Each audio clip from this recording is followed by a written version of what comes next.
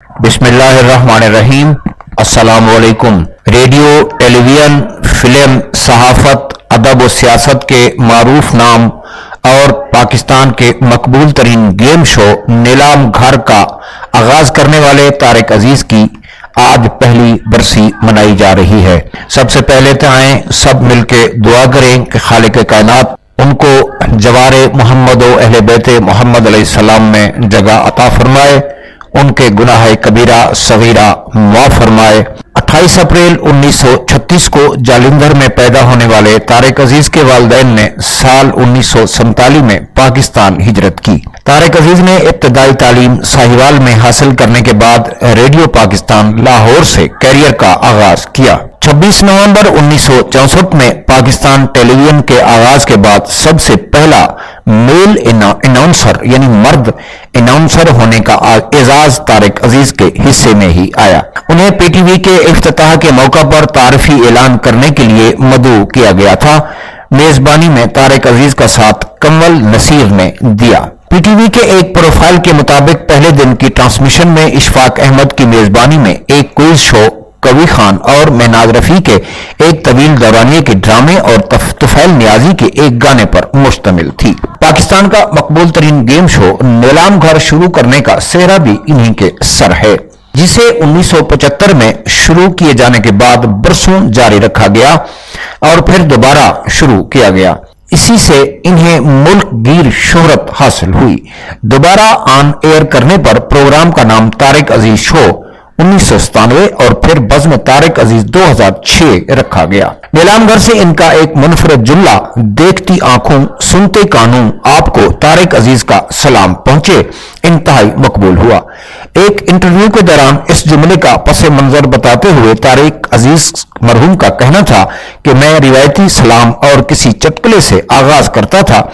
ایک دن کسی نابینا لڑکے کا خط ملا جس میں اس نے لکھا تھا کہ میں پورا پروگرام دیکھتا ہوں لیکن آپ مجھے سلام ہی نہیں کرتے، جس پر یہ فکرہ ذہن میں آیا۔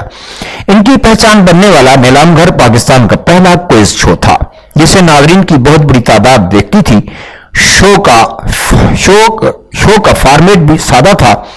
شرکاء میں سے کسی کو بھی منتخب کر کے مختلف سوالات پر انعامات دیے جاتے تھے۔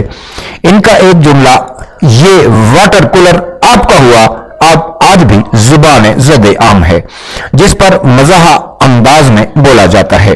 طارق عزیز کا فنی سفر ریڈیو اور ٹی وی تک ہی محدود نہیں، انہوں نے بڑی اسکرین پر بھی صلاحیتوں کے خوب جوہر دکھائے۔ 1968 سے 1988 تک 20 سال کے عرصے میں طارق عزیز نے 42 فلموں میں کام کیا۔ ان کی 33 فلمیں اردو اور باقی پنجابی زبان میں تھیں۔ انسانیت اور ہار گیا انسان ان کی سپر ہٹ فلمیں تھیں۔